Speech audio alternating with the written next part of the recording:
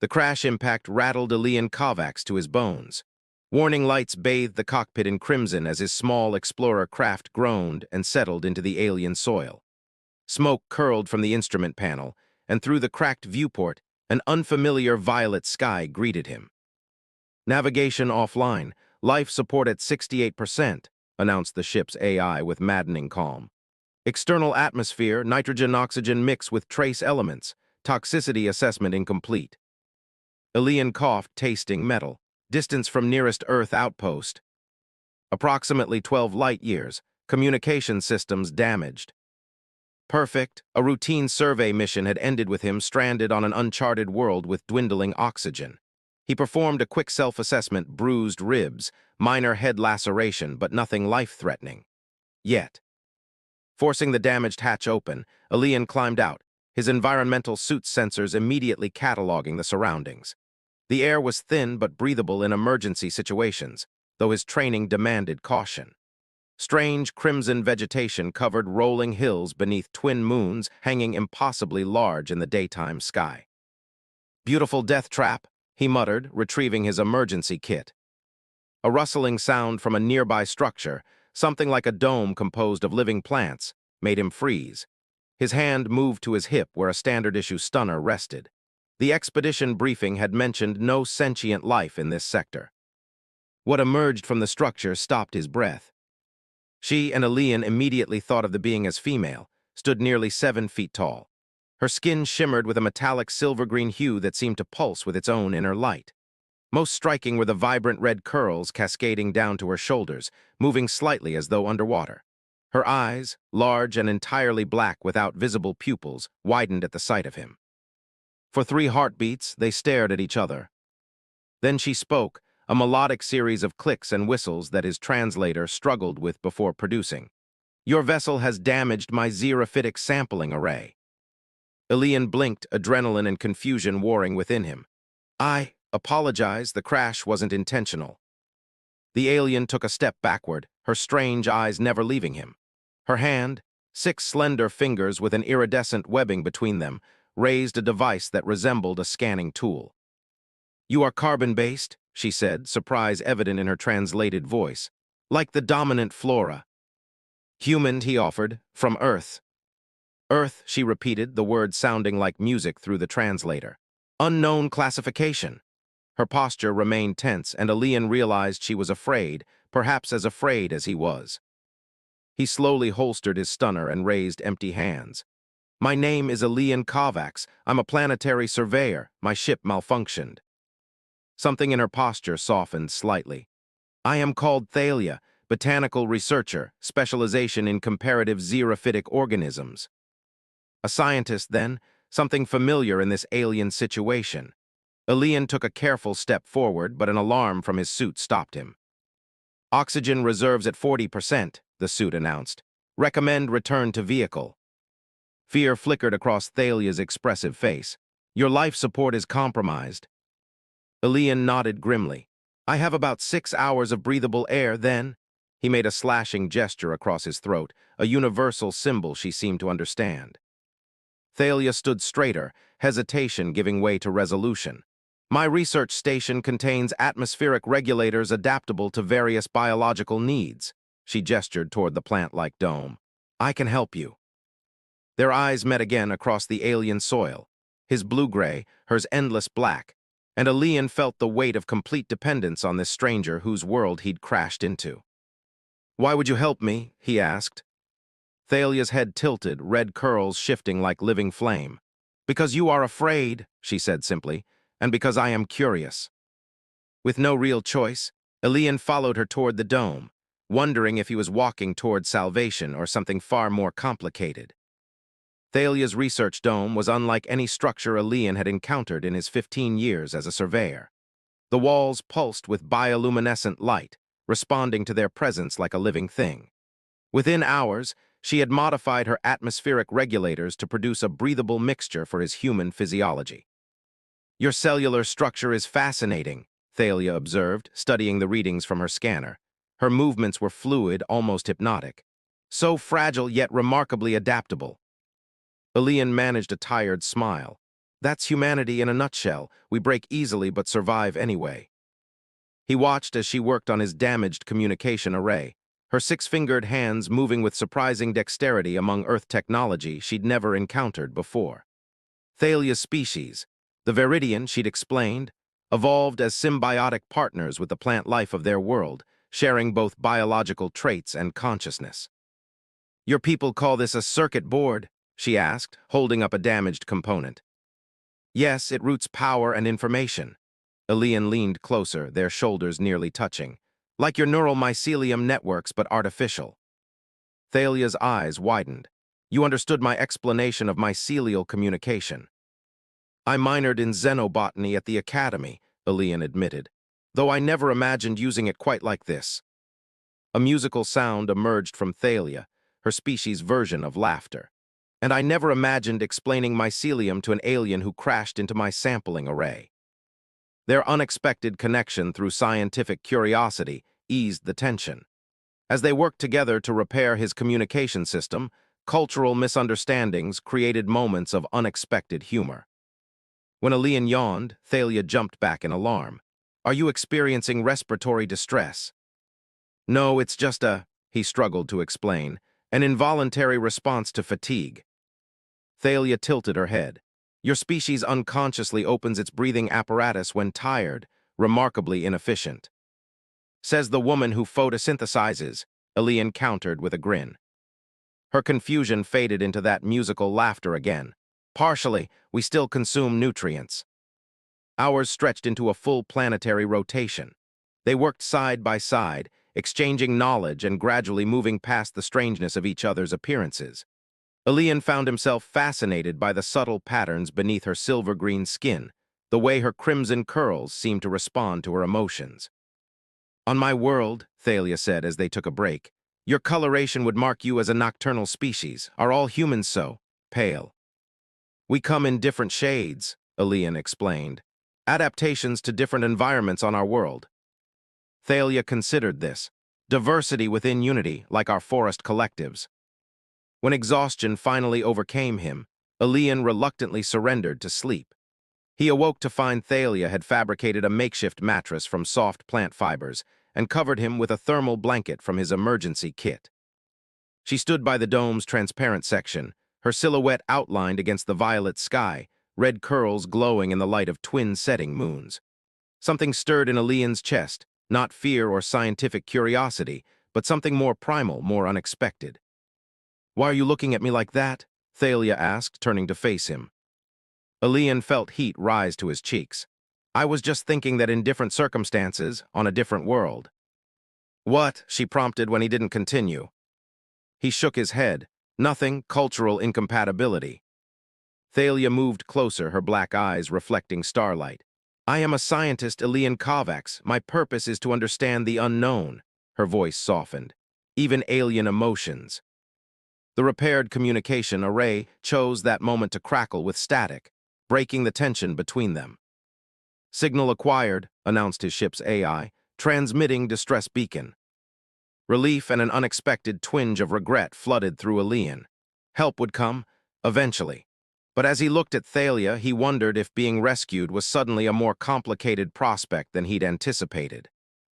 The warning came at dawn, a rapid shift in atmospheric pressure that sent Thalia's instruments into alarm. Magnetic storm, she explained, her normally melodious voice tense. Severe, your communication beacon will need to be deactivated. Elian stared at the swirling violet clouds gathering on the horizon. How long will it last? A full rotation, perhaps more. She was already securing her research specimens, moving with urgent grace. Your ship's remaining systems will be vulnerable to surge damage. They worked quickly, Elian salvaging what he could from his crashed vessel, while Thalia reinforced the dome's structural integrity. The storm approached with frightening speed, bringing with it winds that bent the crimson vegetation horizontal. That's all I can save, Elian shouted over the rising gale, clutching a container of essential supplies as he made his way back to the dome. Thalia sealed the entrance behind him just as the first electromagnetic pulse hit, sending cascades of eerie light dancing across the sky. Inside, the dome's bioluminescence flickered in response. The outer membrane will filter most radiation, Thalia explained, her silver-green skin reflecting the storm's light in hypnotic patterns. But we should move to the central chamber. The heart of the research station was a small space filled with Thalia's personal items, strange crystalline sculptures, data storage units, and what appeared to be a sleeping area composed of living moss. The space felt intimate, private. As hours passed and the storm intensified, they found themselves sitting close together on the soft floor, the shared danger creating a peculiar intimacy. "Do you have family waiting for your return?" Thalia asked softly. Elian shook his head. "My parents died years ago. The Survey Corps became my family." "And a mate," she ventured, using the term her translator provided. "No," he smiled ruefully. "Hard to maintain relationships when you're mapping the edges of known space." A particularly violent pulse shook the dome, instinctively bringing them closer together. Elian became acutely aware of her alien presence, the subtle botanical scent of her skin, the warmth radiating from her tall form. "Your heart rate has increased," Thalia observed, her black eyes studying him with scientific interest and something more. "Adrenaline response to danger," Elian explained, but they both knew it wasn't entirely true. "My species experiences something similar," she admitted, "though our biochemistry is quite different." The storm's keening created an otherworldly backdrop as Elian found himself reaching out, hesitantly touching one of her crimson curls. It twined gently around his finger, responsive and alive. "I apologize," Thalia said, embarrassment evident in her voice. "Our hair filaments have semi-autonomous responses to compatible energy signatures."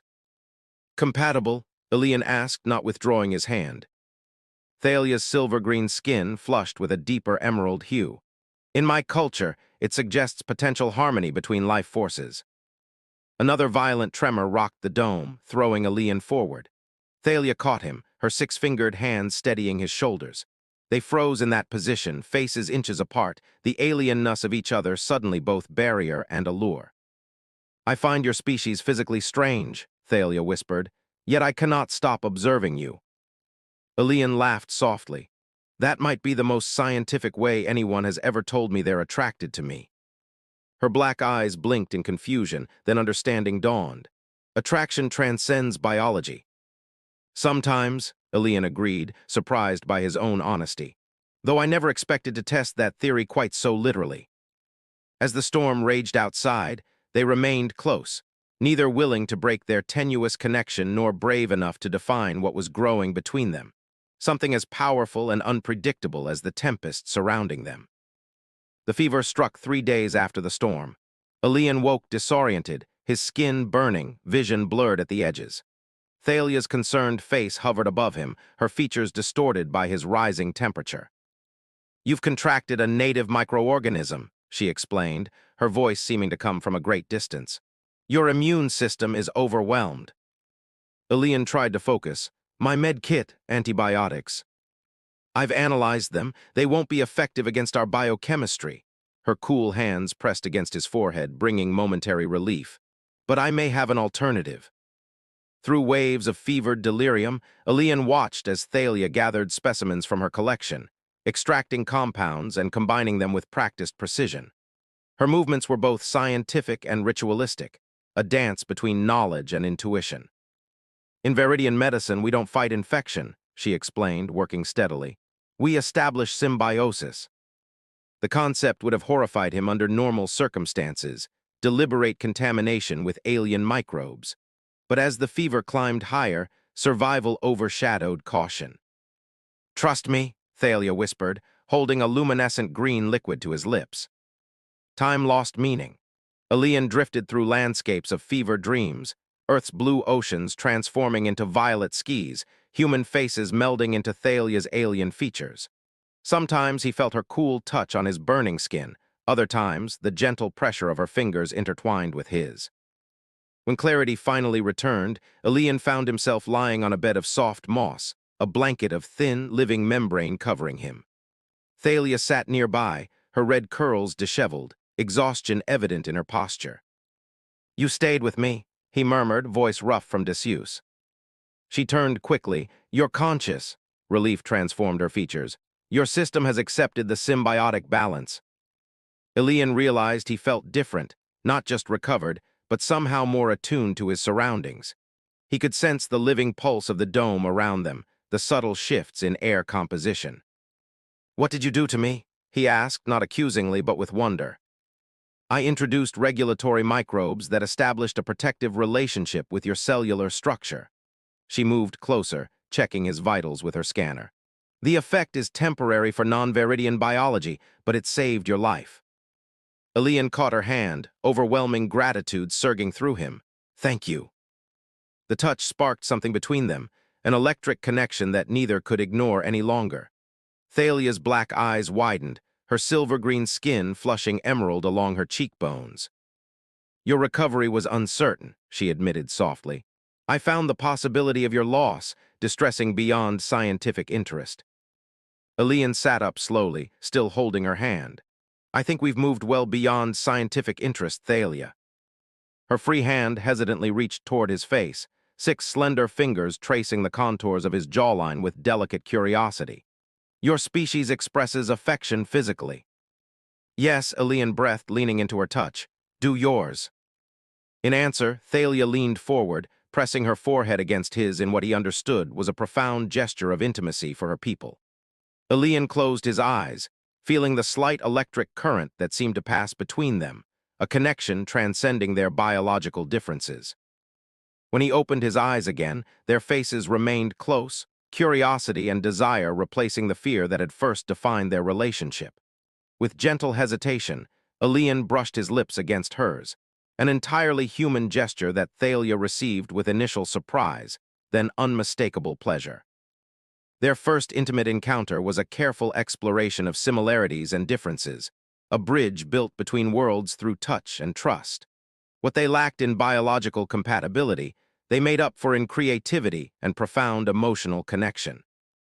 Afterward, as they lay entwined on the living moss, Thalia's red curls wrapped protectively around Elian's shoulder, she whispered, "Is this part of your survey mission protocol?" Elian laughed softly, "Definitely not in the manual." What neither voiced was the growing awareness that their unexpected connection faced an inescapable reality. His rescue was coming, and decisions would soon need to be made. The signal came at sunrise, Earth frequencies cutting through the alien atmosphere with mechanical precision. "Kovacs, this is Rescue Vessel Horizont. We've located your beacon. Extraction in approximately 12 hours. Acknowledge." Elian stared at the communication array, Thalia standing motionless beside him. 12 hours. After 3 weeks of building something neither of them had names for, it came down to 12 final hours. "You must respond," Thalia said softly, her voice carefully neutral. "I know," Elian activated the transmitter. "Horizont, this is Kovacs. Beacon coordinates confirmed, standing by for extraction." The professional exchange complete, silence fell between them. Outside, the violet sky brightened with the familiar twin moons, the landscape that had seemed so alien now feeling strangely like home. "Your world needs you," Thalia finally said, moving to organize her research samples. "As a scientist, I understand the value of your observations." Elian watched her methodical movements, recognizing them as her way of creating emotional distance. "We need to talk about what happens next." "There is no logical next," Thalia replied, not meeting his eyes. "Interspecies relationships have no precedent in either of our cultures." "That doesn't mean it's impossible." Elian approached her, gently stopping her busy hands with his own. "I could request assignment to this sector, visit between missions." Thalia's black eyes finally met his. "Separated by light years, meeting briefly every few years. Is that enough?" The question hung between them, its weight unbearable. They both knew the practical realities, different atmospheres, different biologies, different worlds. "Come with me," Elian said suddenly. "Earth has xenobiology initiatives. Your research would be invaluable. We could exist as a laboratory curiosity." Thalia shook her head, red curls moving with emotion. "Live in artificial environments, never feel the connection to my planet's ecosystem." The truth of her words struck him deeply. To ask her to leave would be to ask her to surrender part of herself, the symbiotic connection to her world that made her who she was. As their final hours ticked away, they moved through the dome together, touching specimens, adjusting equipment, bodies constantly finding reasons to connect. A brush of hands, a leaning of shoulders, a final creation of memories. "There may be another way," Thalia said as they stood watching the approaching lights of the rescue vessel through the dome's transparent section. "My people have begun exploring consciousness transfer technology, sharing experiences across vast distances." Elian turned to her, like virtual reality. More intimate, direct neural connection. Her silver-green hand touched his temple. "Your mind would experience what my body senses and mine yours. Distance would become less absolute." Hope flickered within him. Is it tested, safe? "Experimental," she admitted, "but perhaps worth pursuing." The rescue vessel's landing thrusters kicked up dust outside the dome. Time had run out. Thalia pressed a small, crystalline device into his palm. "My research, including preliminary consciousness transfer protocols, give this to your scientists." Elian closed his fingers around it, then pulled Thalia close in a fierce embrace. "This isn't goodbye, it's just research that needs more data." Her musical laughter vibrated against his chest, though he felt moisture where her face pressed against his neck, her species' version of tears. "The most important scientific breakthrough of my career," she whispered, "was crashing into my sampling array." The dome's entrance slid open as the rescue team approached in environmental suits. Elian kissed Thalia one last time, a promise between worlds. 6 months later, in a specialized laboratory on Earth, Elian donned a neural interface helmet lined with crystals grown from Thalia's homeworld. As the connection established, he gasped, suddenly feeling twin moons on his skin, crimson vegetation beneath his feet, and the presence of a silver-green woman with red curly hair, waiting for him across the stars.